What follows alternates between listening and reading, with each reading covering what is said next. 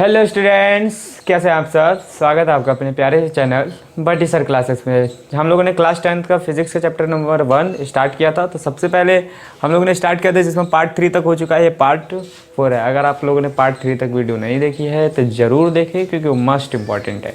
चलिए देर ना करते वीडियो को शुरू करते हैं। इसमें हम लोग पढ़ेंगे किरण आरेख के बारे में।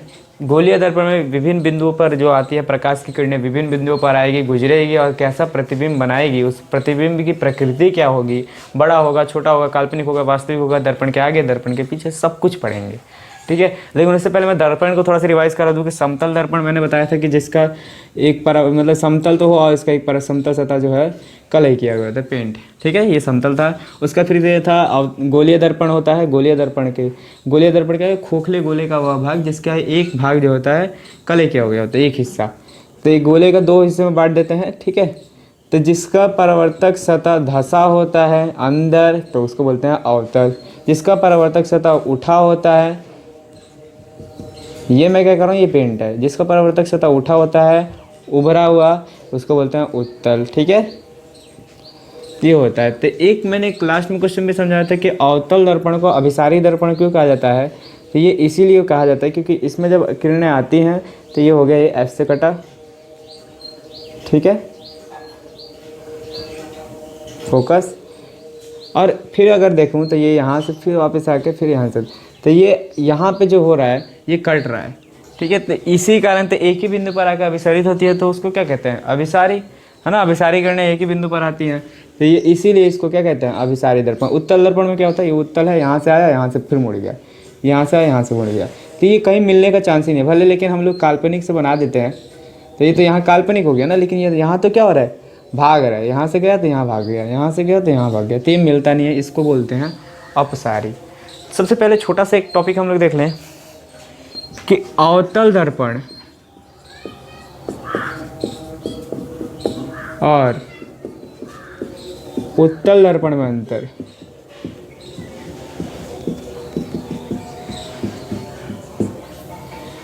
इसमें मैंने बताया था, ठीक है, लेकिन फिर भी एक छोटा सा रिवाइज कर लेंगे क्योंकि बहुत इंपॉर्टेंट है। अवतल दर्पण और उत्तल दर्पण में अंतर अगर आप देखेंगे तो अवतल दर्पण की फर्स्ट क्वालिटी आप क्या जानते हैं, एक साइड कर लेना, एक साइड इसको। तो ये इसकी परावर्तक सतह क्या होती है, धसी होती है। अवतल का अंदर रहता है ना। तो उत्तल का क्या होता है, इसकी परावर्तक सतह उभरी यानी उठी होती है ना। ये भी मैंने बताया था कि अवतल दर्पण की प्रकृति जो होती है ऋणात्मक, यानी इसकी फोकस दूरी भी ऋणात्मक होगी, क्षमता उनका सब कुछ ऋणात्मक। तो ये कहूँगा कि इसकी प्रकृति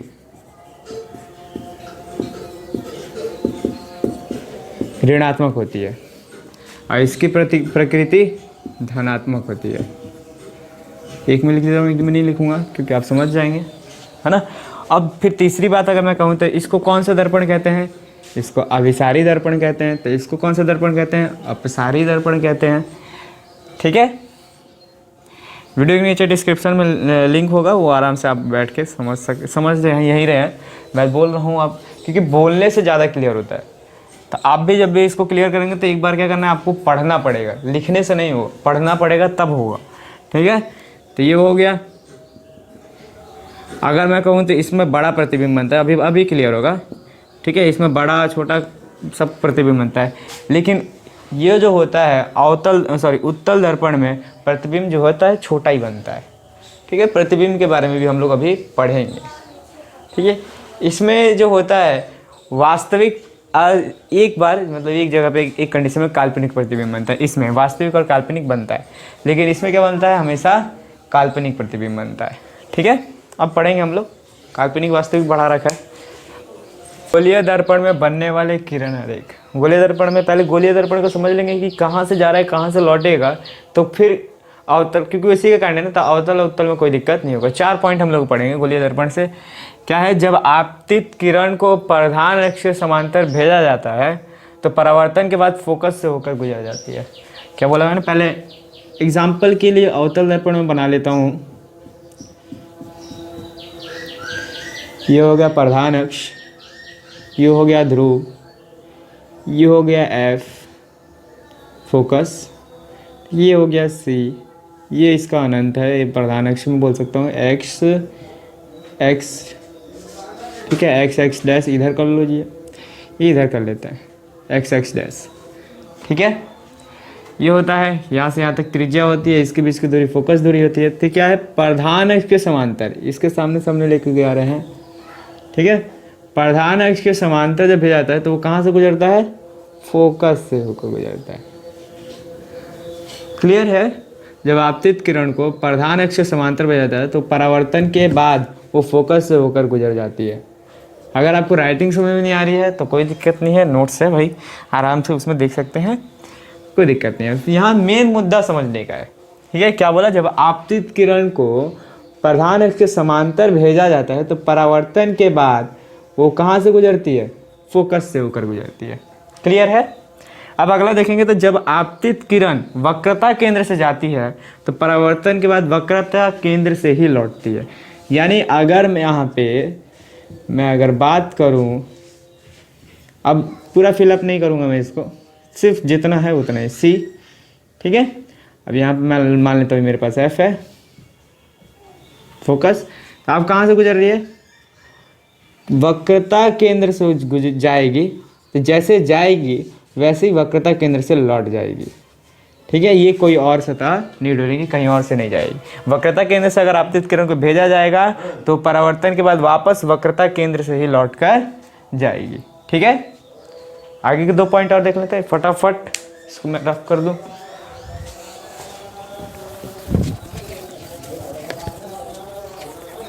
तीसरा पॉइंट देखिए, अगर आपतित किरण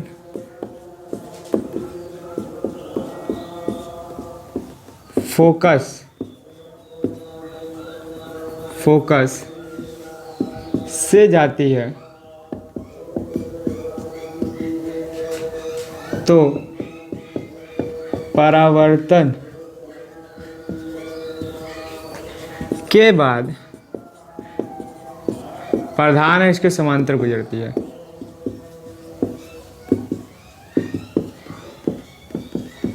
राइटिंग नहीं समझ में आ रही है,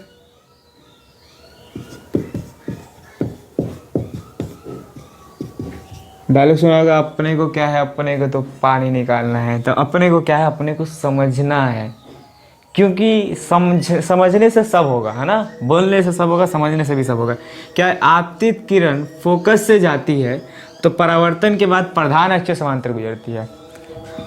चलिए समझ लेते हैं इसको। अब तो आप लोग भी तेज हो गए होंगे। ये पी है ना, ये रहा एफ, ये रहा सी, लेकिन अब भेजना कहाँ से है, फोकस से। तो ये हुआ, यहाँ से गया, ठीक है। तो यहाँ से परावर्तन के बाद कहाँ, वापस पीछे। तो ये ऐसे ऐसे बढ़ते जाएगा, यही प्रधान अक्ष है ना। इधर मैं डॉट लाइन से बढ़ा सकता हूँ। तो ये क्या हो रहा है, इसके समांतर जा रहा है, प्रधान अक्ष के समांतर जा रहा है, इसीलिए ये समझिए, है ना। आपतित किरण फोकस से जाती है तो प्रधान अक्ष के समांतर गुजर जाती है परावर्तन के बाद। ये आया इंसिडेंस रे, ये हो गया रिफ्लेक्टेड रे, ठीक है। क्लियर है। अगर आपतित किरण ध्रुव से जाती है, ध्रुव समझते हैं, पोल है ना, ध्रुव से जाती है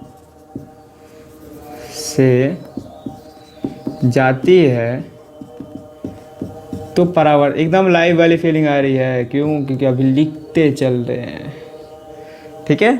बस फ़र्क इतना है कि आप लोग के डाउट आप अभी बोल नहीं सकते हैं, ना मैं अभी पढ़ सकता हूँ, लेकिन आप कमेंट में बोल सकते हैं इस वीडियो को अपलोड होने के बाद कि या कोई टॉपिक में आपको दिक्कत हो गया तो कोई दिक्कत नहीं है, उसको नेक्स्ट वीडियो में अच्छे से समझा देंगे, ठीक है। आपतित किरण ध्रुव से जाती है तो परावर्तन के बाद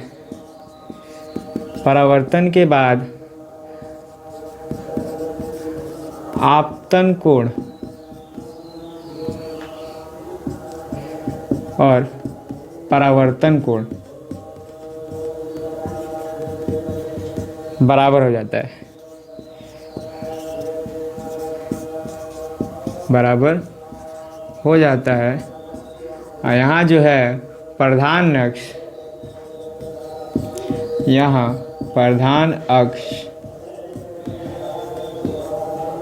अभिलंब का कार्य करता है, इसका रोल बदल गया, अभिलंब का कार्य करता है। ठीक है, क्या बोला मैंने कि जब मैंने प्रकाश मतलब इंसिडेंस रे को, आपतित किरण को, यह है मेरा पी, इधर बढ़ रहा है, अपनी तरफ से कर सकते हैं।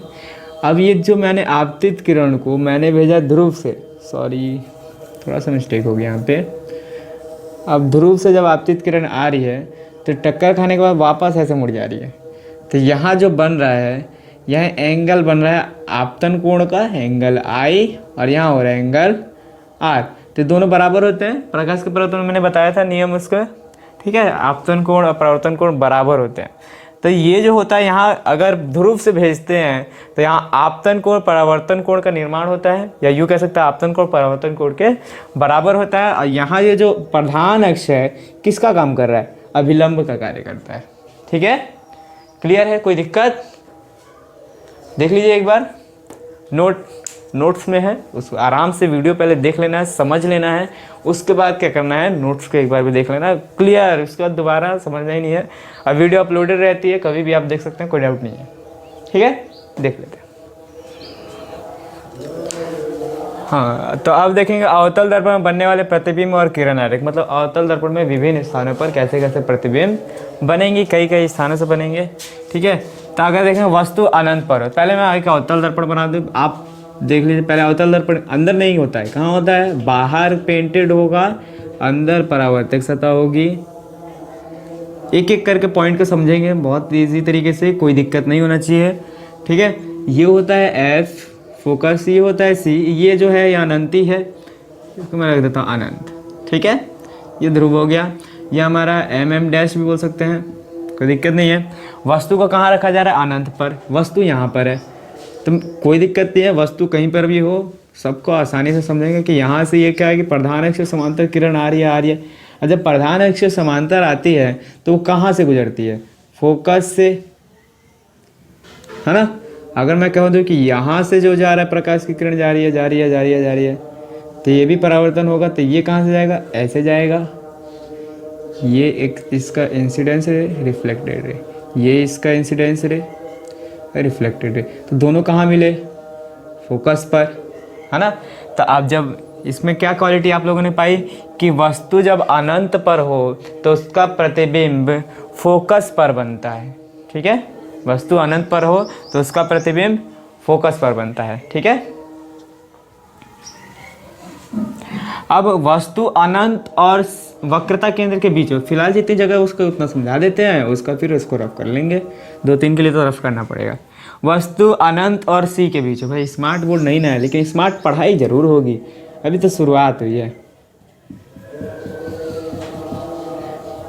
अभी शुरुआत हुई है। वस्तु अनंत और सी के बीच, पहले तो मैं यहाँ बना लूँगा एफ, यहाँ बना लूँगा ध्रुव, ये हो गया वक्रता केंद्र, ये हो गया अनंत। वस्तु कहाँ है, इसके बीच, अच्छे से बना लेते हैं। और यहाँ पे तो वस्तु यहाँ पे है। ठीक है, ये मान लेता हूँ ए, ये मान लेता हूँ बी। ठीक है, वस्तु अनंत और सी के बीच हो, अनंत और सी, तो यहाँ से प्रकाश जारी है प्रधान अक्ष के समांतर, ये गुजरेगी कहाँ से, जब प्रधान अक्ष के समांतर जाती है तो कहाँ से गुजरती है, फोकस से, है ना। फिर इसका लेकिन एक यहाँ से भी जाएगा, यहाँ से जब जाएगा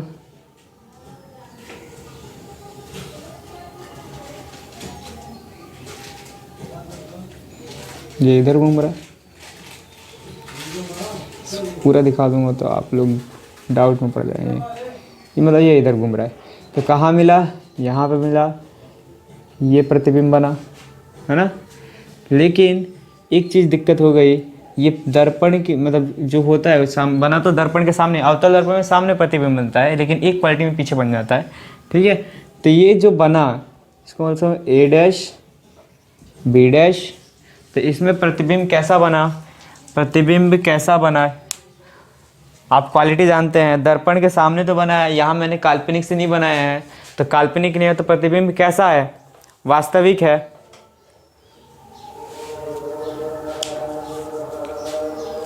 वास्तविक है। और अगर देखेंगे तो ये जो प्रतिबिंब बना है तो वस्तु से कितना छोटा बनेगा यहाँ पे। क्या समझे, पहला तो हम क्वालिटी समझे कि ये वास्तविक है, ठीक है। दूसरा सोचे कि छोटा है, वस्तु से छोटा, ऐसे लिखना है, ठीक है। और उसके बाद ये भी समझे कि अगर वास्तविक प्रतिबिंब होता है तो उल्टा भी होता है, तो प्रतिबिंब जो है उल्टा बनेगा। क्लियर है? फिर दिक्कत नहीं होनी चाहिए, नहीं होनी चाहिए, हो गई तो फिर दिक्कत किस, पढ़ाने का फ़ायदा, पढ़ने का फ़ायदा क्या।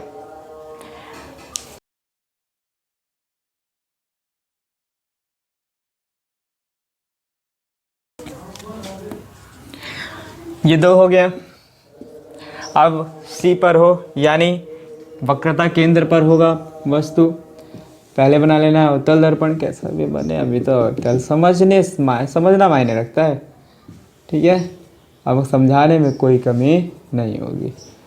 तो कोई डाउट होगा तो कमेंट पे लिख लेना है। मैं कोई भी पार्ट हो, किसी भी पार्ट में कोई दिक्कत है, ठीक है, तो आप बता दीजिएगा, मैं उसको क्लियर कर दूँगा आप अच्छे से।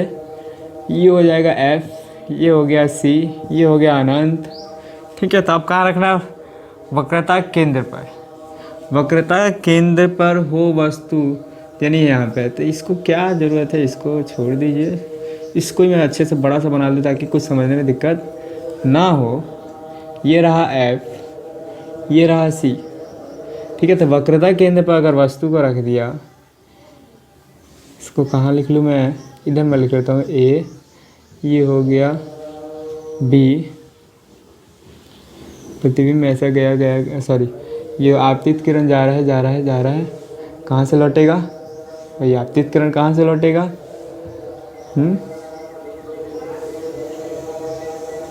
यहाँ से लौटेगा, ठीक है। लेकिन ये कहाँ से लौटेगा, ये सीधा जा रहा है, यहाँ से लौटेगा, तो ये रिफ्लेक्ट होगा कहाँ, रिफ्लेक्ट होने के बाद रिजल्ट देखना है। रिफ्लेक्ट होगा, थोड़ा सा इसको बढ़ाना पड़ेगा हल्का सा, क्योंकि रिफ्लेक्ट होगा एकदम इसकी सिधाई में।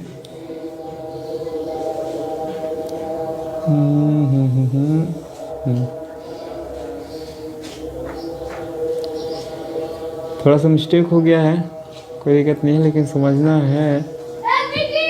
तो ये क्या होता है, ये अगर मैं देखूँगा, ठीक है, तो प्रतिबिंब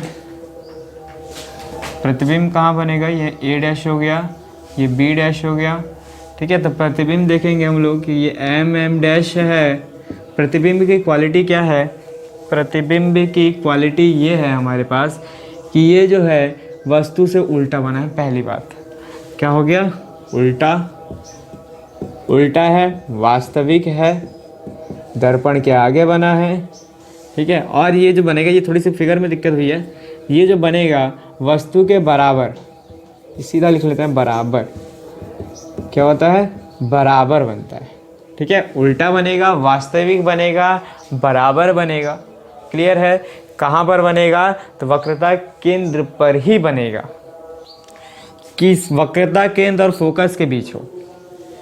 बना लेना है फिगर बन गया, ये P है, F है, C है, इसी के बीच में वस्तु है, वस्तु रख ले मैंने A B, ये से जा रहा है, ये कौन सी किरण जा रही है, आपतित किरण है।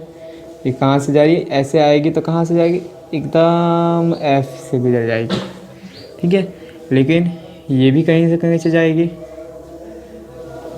ठीक है। तो ये कहाँ जाएगी, ये अगर जाएगी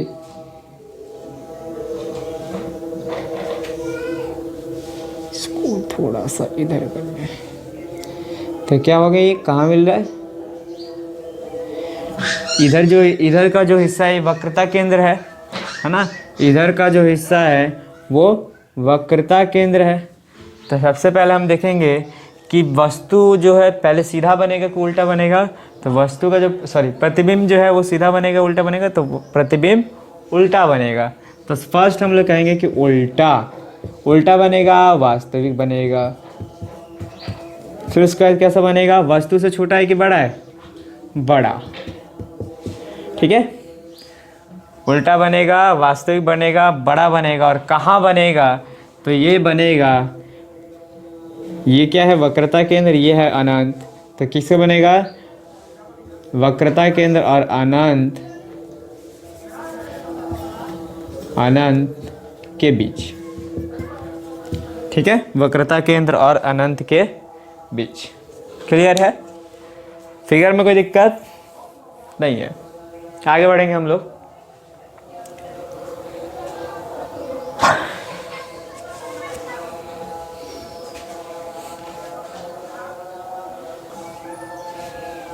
अब देखेंगे एक और बचा है, यहीं पे निपटा देते हैं इसको। F और P के बीच होगा, तो F और P के बीच होगा,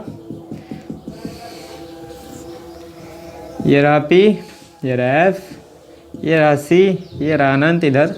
तो कहाँ से F और P के बीच में ये रहा वस्तु, ये रही वस्तु। वस्तु यहाँ से क्या होगा, तो एक तो हमारा बनेगा कि यहाँ से आएगा, लेकिन जाएगा कहाँ से, ठीक है। दूसरा अगर, लेकिन दूसरा हम लोग को मिला नहीं, क्योंकि हम लोग प्रधान अक्ष समानता। हाँ, दूसरा यहाँ से हम लोगों को मिल सकता है कि मैं यहाँ से लेके जाऊँगा और यहाँ आ जाएगा किरण, लेकिन ये तो मिला नहीं और हमें पड़ेगा मिलाना, ठीक है। तो मिलाना पड़ेगा, तो कहाँ मिलने के चांसेस है, पीछे।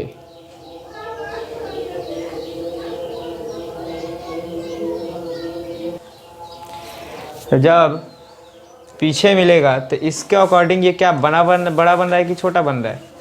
तो सबसे पहले अगर मैं बात करूँगा तो ये प्रतिबिंब जो है बड़ा बन रहा है कि छोटा बन रहा है, तो बन रहा है भाई बड़ा, ठीक है। साइज बढ़ रही है, बड़ी प्रतिबिंब बनी है। दूसरा अगर मैं देखूँगी कि सीधा बन रहा है कि उल्टा बन रहा है, तो प्रतिबिंब में कोई कमी नहीं है, एकदम सीधा बन रहा है, क्योंकि ये काल्पनिक है। काल्पनिक सीधा बन सकता है, ठीक है।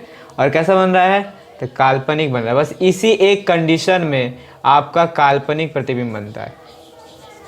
क्या होगा, ये काल्पनिक है, बड़ा है, सीधा बनेगा और दर्पण के पीछे बनेगा।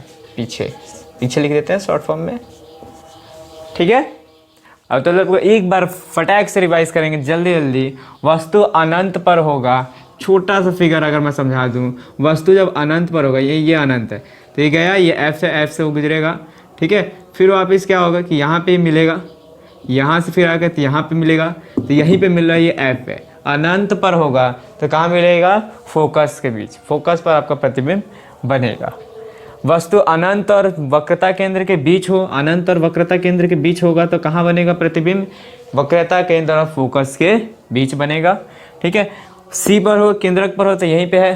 थोड़ा सा बस इस फिगर में दिक्कत हुई है कि इस फिगर को मेरे को थोड़ा बनाना था बराबर, इसी को मैं सुधार देता हूँ, ऊपर वाला हिस्सा, ठीक है। तो ये जितना बड़ा प्रतिबिंब वस्तु होगा उतनी बड़ी इसकी प्रतिबिंब बनेगी। कहाँ बनेगा, ये वक्रता केंद्र पर। ये वक्रता केंद्र है, ये जो है वक्रता केंद्र पर। तो वक्रता केंद्र पर वस्तु वक्रता केंद्र पर भी प्रतिबिंब बनेगी। वक्रता केंद्र और फोकस के बीच होगा, तो वक्रता केंद्र और फोकस के बीच ये रहा, वस्तु यहाँ है, ये गया, ठीक है, ये किरण गई है, ये यहाँ से रिफ्लेक्ट हुई है। लेकिन हम लोगों को पता है कि जो वस्तु वहाँ से भी किरण आरेख खींचेंगे तो यहाँ से जाएगा, तो ये वहाँ पे, तो जहाँ मिलेंगे तो कहाँ मिल रहा है, अनंत पर। तो क्या होगा कि वक्रता केंद्र और अनंत के बीच में, ठीक है। F पर हो, तो F पर होगा तो कैसे बनेगा, फोकस पर होगा, तो फोकस वाला मैंने बनाया है कहीं, कहाँ बनाया है, हाँ ये रहा, फोकस वाला मैंने नहीं बनाया क्या, F पर हो, हाँ फोकस वाला छूट गया है, नहीं बना होगा, नहीं छूट गया। सी पर होगा, सी और एफ के बीच होगा, एफ पर हो, एफ पर वाला छूट गया है। फटाफट उसको देख लेते, कोई दिक्कत नहीं है, इसको रफ करना, इसको देख लेते हैं। एफ पर होगा, ठीक है, पहले मैं मार्कआउट कर दूँ, ये हो गया, ये हो गया, ये हो गया, ये बाकी है, पेंडिंग है, इसको बना रहे हैं। एफ पर होगा, ठीक है, पी एफ सी, वस्तु यहीं पर है, ए बी, ठीक है। तो ये क्या होगा, यहाँ से एक किरण आए खींचेंगे, ठीक है, फिर वापस कहाँ से आएगा, यहाँ पर आ जाएगा, ये होगा, फिर इसके बाद ये भी किरण कहीं ना कहीं जाएगी, तो ये किरण ऐसे जाएगी और ऐसे आ जाएगी, ठीक है, तो ये जो है ऐसे बढ़ते जाएगा, बढ़ते जाएगा। तो बढ़ने का मतलब क्या हो गया, बढ़ने का मतलब ये हो गया कि ये कहाँ बन रहा है, अनंत पर। ये अनंत वाला हिस्सा है भाई, अनंत जिसका अंत नहीं होगा, वस्तु से काफ़ी बड़ा बनेगा। ठीक है, दर्पण के सामने बनेगा और प्रतिबिंब जो है काल्पनिक बनेगा। ठीक है, तो अवतल दर्पण में कुल मिलाकर बात इतना हम लोग जाने कि प्रतिबिंब कभी भी छोटा नहीं बन रहा।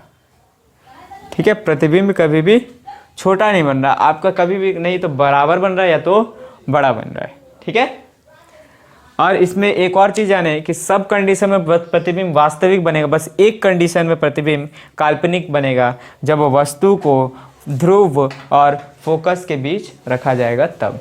क्लियर है, कोई दिक्कत नहीं है, स्क्रीनशॉट ले लेना है, या कोई दिक्कत नहीं होने वाली है। लेकिन अगर आपको फिगर समझना है तो फिगर के लिए नोट्स भी है, स्क्रीनशॉट ले सकते हैं, कुछ भी कर सकते हैं आप लोग। ठीक है, और ज़रूर मतलब ज़्यादा से ज़्यादा स्टूडेंट्स को शेयर कीजिए, क्योंकि नया चैनल है और नए तरीके से पढ़ाई होगी। कोई दिक्कत होगा तो आप कांटेक्ट कर सकते हैं। उत्तल दर्पण का किरण है कि उत्तल दर्पण में दो ही है, लेकिन इतना समझ आना है कि उत्तल दर्पण में कैसा बनेगा। ठीक है, क्या है, वस्तु अनंत पर हो।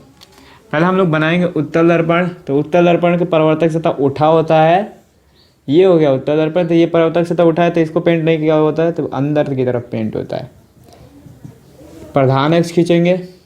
ठीक है, ये हो गया हमारा ध्रुव, इधर हमारा हो सकता है होगा इधर F, इसको बोल सकते हैं वक्रता केंद्र।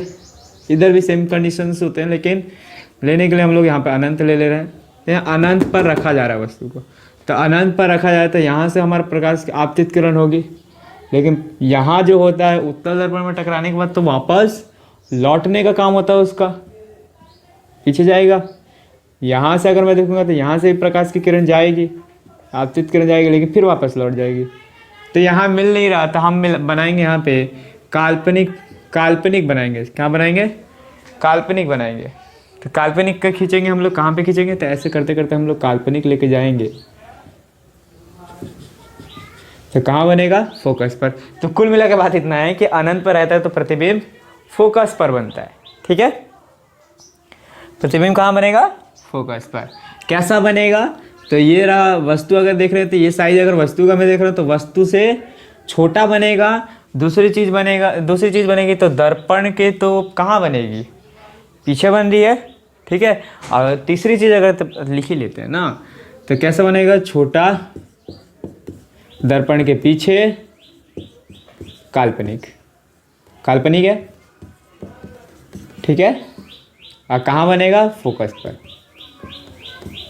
ठीक है, ये कंडीशन हम लोगों ने जानी कि उत्तल दर्पण में अगर अनंत पर होगा तो सबसे पहले तो बनेगा फोकस पर। कैसा बन रहा है, काल्पनिक बन रहा है, छोटा बन रहा है, दर्पण के पीछे बन रहा है।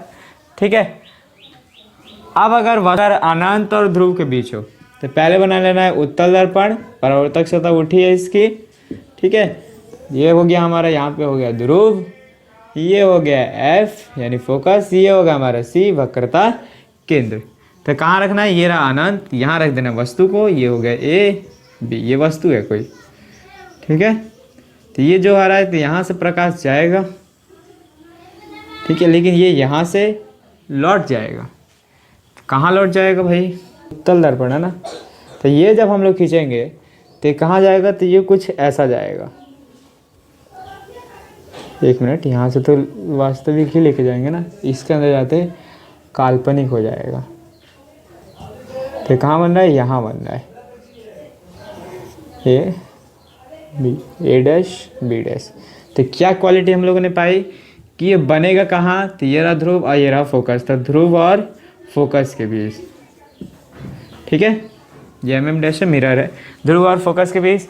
और बनेगा कैसा बनेगा, सीधा बनेगा। कैसा बनेगा, सीधा बनेगा।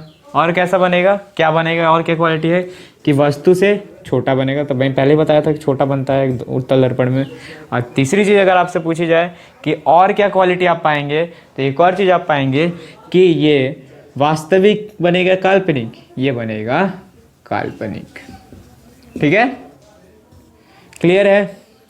कि ये हो गया है विभिन्न स्थानों पर विभिन्न प्रकार के प्रतिबिंब, कौन से प्रतिबिंब कहाँ बनेंगे। क्लियर है, कोई दिक्कत नहीं है।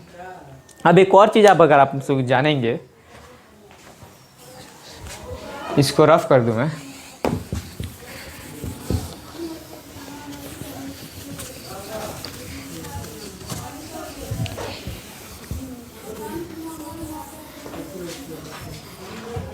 एक और चीज़ अगर मैं पूछूं कि अवतल दर्पण का उपयोग कहाँ करेंगे, उत्तल दर्पण का उपयोग कहाँ करेंगे, तो मैंने पहले ही क्वालिटी बताई कि अवतल दर्पण जो होता है वो उसमें जितनी क्वालिटी आप लोगों ने पढ़ी, तो या तो बड़ा बनता है या तो बराबर बनता है प्रतिबिंब, छोटा नहीं बनता है।